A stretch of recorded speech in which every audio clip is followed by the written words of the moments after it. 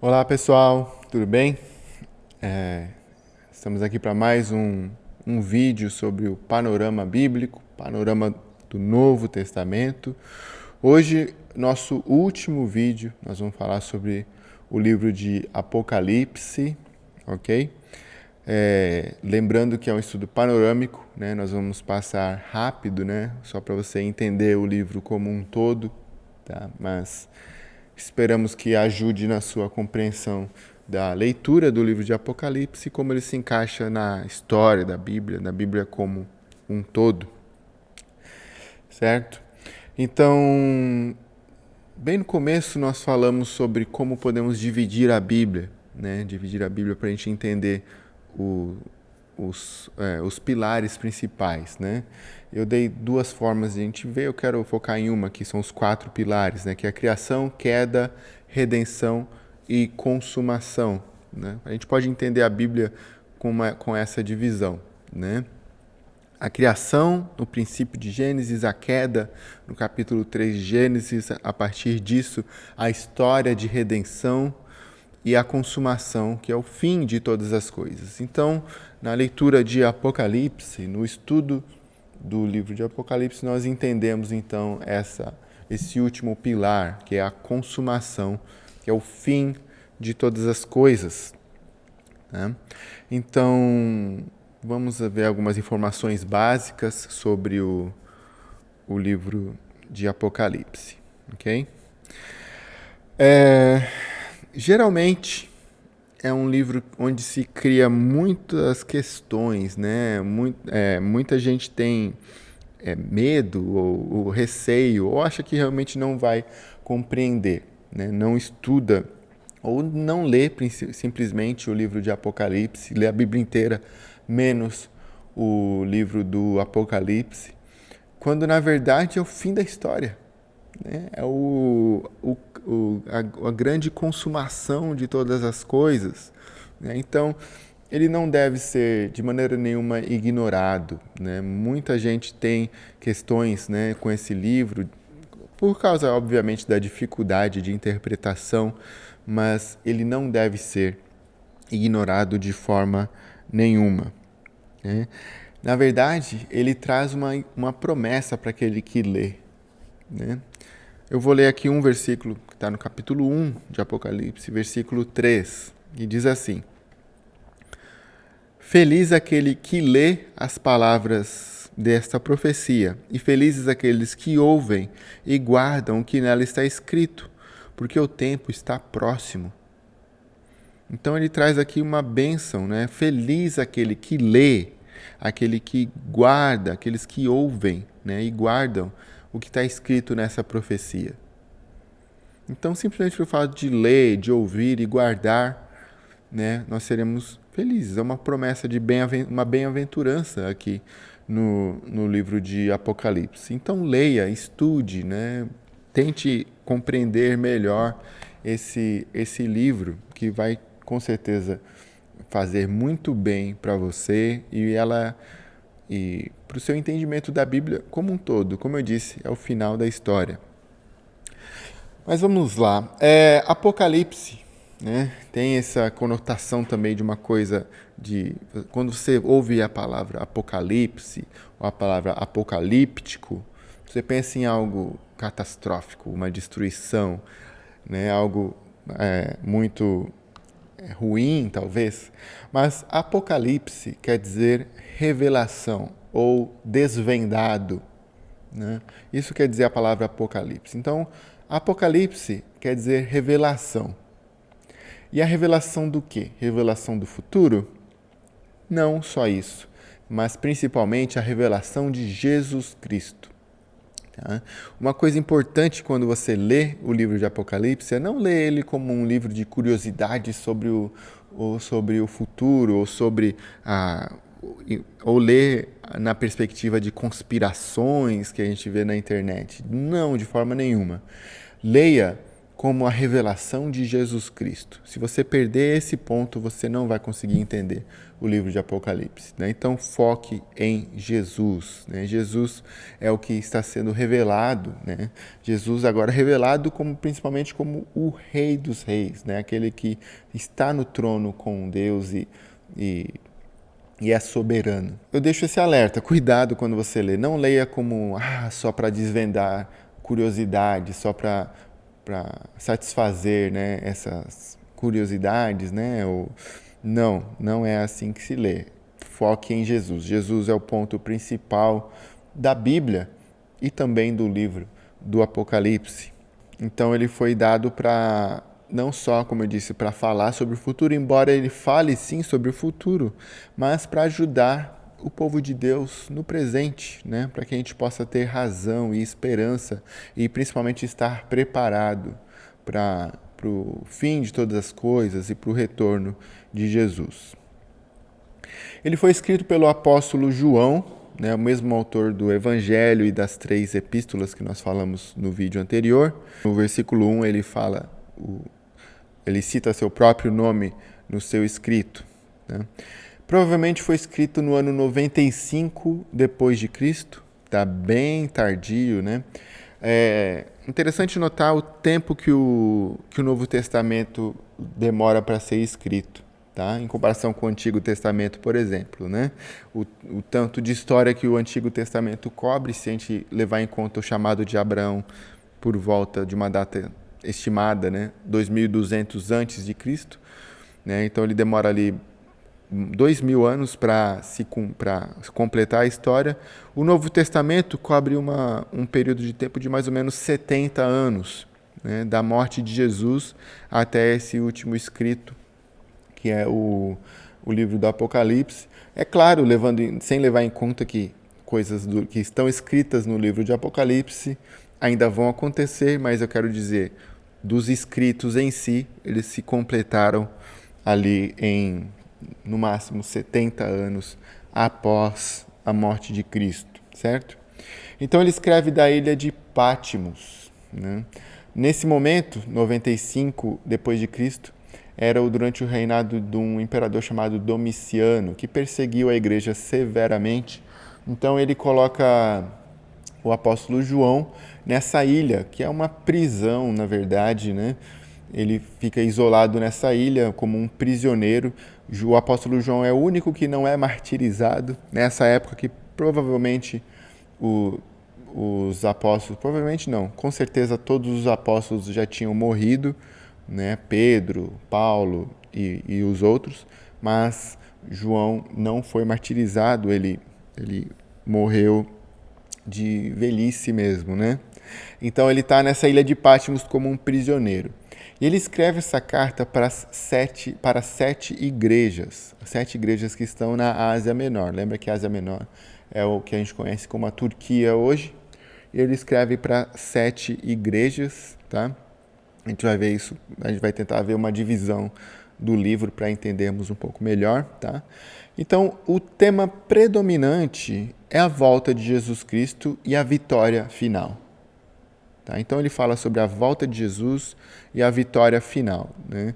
Nesse livro, Cristo ele é exaltado, né, de maneira especial, né, diferente de tudo que a gente viu até agora, como essa grandeza, essa glória no céu, como soberano mesmo, sabe? Então, é muito importante a gente não perder o livro de Apocalipse, não deixar de estudá-lo. Então, o objetivo também é para confortar os cristãos, né? Cristãos que estavam sendo perseguidos naquela época sobre a esperança do que haveria de vir, né? Confortá-los para que eles pudessem saber que haveria um tempo que não haveria mais nenhuma lágrima, né? Que o próprio Cristo secaria nossas lágrimas e estaríamos com Ele para sempre, ok? O livro de Apocalipse ele é grande tema de debate, de discussão, de diferentes interpretações, né? Nós não vamos tentar interpretar o livro e muito menos entrar profundamente nas diferentes visões, né? Mas algumas coisas que são em comum para todas as visões, né? Seja a milenista, pós-milenista, pré-milenista, né? sempre tem os pontos em comum, que é Cristo vai voltar, ele vai julgar vivos e mortos, né? Todos vão vai haver um juízo, né? Todos estarão diante de Deus, uns para salvação, outros para condenação. Tá? Então, esses pontos principais, todos acreditam. Jesus vai voltar, né? Vai haver um período de reino, né? Não sabe se é 1000 anos ou se, né? Enfim, isso cada um pensa de uma maneira diferente, né? Então, os pontos principais da nossa fé, todos nós concordamos e no fim todos nós vamos para o céu juntos quando ele voltar, ou antes, né? Mas existem muitos debates diferentes, tá? Nós partimos do princípio que a Bíblia deve ser interpretada de maneira literal quando for possível, né? Então, sempre que possível, nós queremos interpretar a Bíblia levando em conta o que ela está dizendo, sem tentar alegorizar as Escrituras, tá? Então, cada interpretação vai partir do princípio de interpretação da pessoa, né? Se ela quer interpretar como alegoria ou como um fato que aconteceu, né? Então, nós aqui na escola partimos desse pressuposto que a Bíblia deve ser interpretada literalmente sempre que possível. Senão a gente vai ter problemas com muitos outros textos, né? E geralmente é o que acontece. Quem tem problemas de interpretação com Apocalipse vai levar esse problema para outros textos, né? Porque tudo vai ser simbólico ou alegórico, né? Então, por exemplo, as pragas do Egito, lá em Êxodo, podem ser consideradas como alegóricas, né? Porque é algo extraordinário, né? Então, tome cuidado com o tipo de interpretação que você vai adotar para as escrituras sagradas, ok? Então vamos ver uma divisão básica, um esboço básico aqui para essa carta, ok? Essa carta ela nos facilita um pouco porque ela traz um versículo que nos ajuda a entender a divisão desse livro, tá? Então olha o versículo 19 do capítulo 1, tá? Apocalipse 1, 19, diz assim: Escreva, pois, as coisas que você viu, tanto as presentes quanto as que acontecerão. Vou ler novamente. Escreva, pois, as coisas que você viu, tanto as presentes como as que acontecerão. Então aqui é o próprio Jesus que se revela para João ali e fala isso. Escreva as coisas que você viu, as presentes e as que acontecerão. E a gente pode dividir o livro de Apocalipse dessa forma. As coisas que João viu, as coisas presentes e as coisas que acontecerão, tá?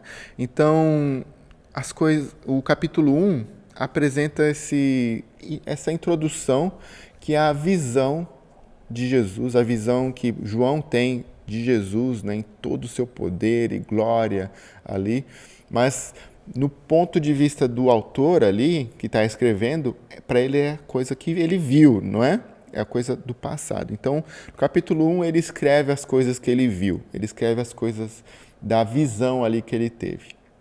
O capítulo 2 e 3, ele escreve as coisas presentes. O capítulo 2 e 3 traz ali as 7 cartas do Apocalipse. Então, podemos considerar que essas cartas, elas cobrem o período da igreja, né? Desde a igreja primitiva até a igreja moderna. Também esse trecho tem algumas interpretações. Tem gente que vai dizer que cada carta aponta um período diferente da igreja, né? A igreja primitiva, a igreja imperial, a igreja medieval, né? A igreja depois a igreja da Reforma, enfim, né? Tem gente que interpreta assim, tem gente que interpreta não. Cada igreja ou cada cristão, pessoalmente, se aplica ou se encaixa em um cenário diferente, né, na sua caminhada, e cada carta se aplica para nós hoje, né? Então, tem essas visões, mas vamos dizer, né, de forma geral, que Apocalipse 2 e 3 cobrem, então, o tempo presente, que é a era da igreja, né? Então, que a era que nós ainda estamos vivendo, né?